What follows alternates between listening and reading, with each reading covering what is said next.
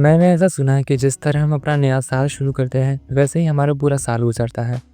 I wish कि ये बात सच ना हो, क्योंकि मेरा दिन इतना गुस्से में स्टार्ट हुआ था कि क्या ही बताऊँ।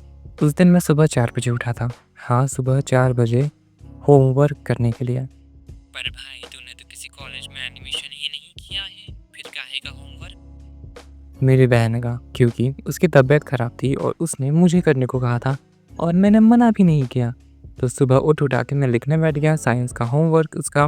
तो पूरे 2 घंटे लगाकर मैंने 3 पेज लिखा।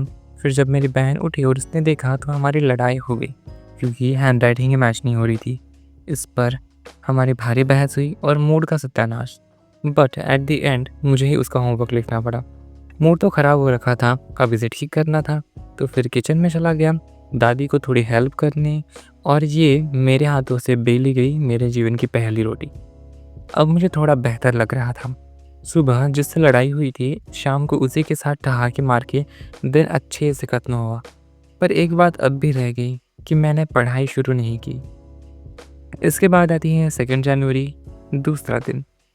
एंड उस दिन मैंने क्या किया मुझे बिल्कुल याद नहीं, लेकिन उस दिन मुझे एक फ्लिपकार्ट का गिफ्ट कार्ड मिला था, जो कि था 225 रुपए का।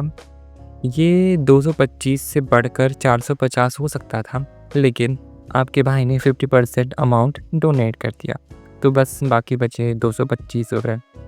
तो जब इस गिफ्ट कार्ड से मैंने कुछ खरीदने का सोचा, तो गिफ्ट कार्ड अप्लाई करने के बाद कैश ऑन डिलीवरी का ऑप्शन ही बंद हो गया। एंड बस जो ऑप्शन बचा था वो था ऑनलाइन पेमेंट का, जो कि मेरे पास है नहीं।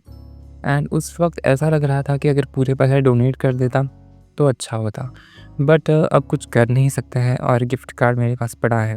अब आता है तीसरा दिन, 3 जनवरी। दिन तो नॉर्मली स्टार्ट हुआ था, लेकिन पता नहीं ये कहाँ से मोटिवेशन आ गया और मैं बेड से सीधा अपने स्टडी टेबल पे बैठ गया। लेकिन मोटिवेशन कब तक ही रहता है। 1 घंटा अपनी रिसर्च करके कि पढ़ाई कैसे स्टार्ट करनी है, कौन सा सिलेबस है, कैसे टेक्निक्स यूज़ करनी है, ये सब करने के बाद फिर मैं 15 मिनट वो प्लान लिखने बैठ गया।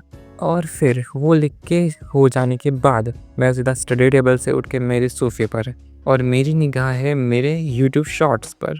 और फिर इसी में 3-4 घंटे कैसे निकल के पता ही नहीं चला। ऑल्दो मेरी इतनी बकबक सुनने के बाद मुझे याद आया कि मैंने अपने बारे में कुछ बताया ही नहीं।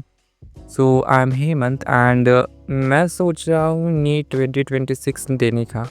हाँ, मैं देने का सोच रहा हूँ बस। एंड मेरी बातों से तो पता चल ही रहा होगा कि मैं कितना सीरियस हूँ इस एग्ज़ाम के लिए। तो देखते हैं आगे क्या होता है। तो मेरी जर्नी देखने के लिए अभी चैनल को सब्सक्राइब करिए।